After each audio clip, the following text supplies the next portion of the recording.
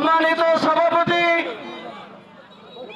জননেতা মোহাম্মদ ইসলাম খান, আমি ভাইকে বক্তব্য রাখার জন্য অনুরোধ করছি।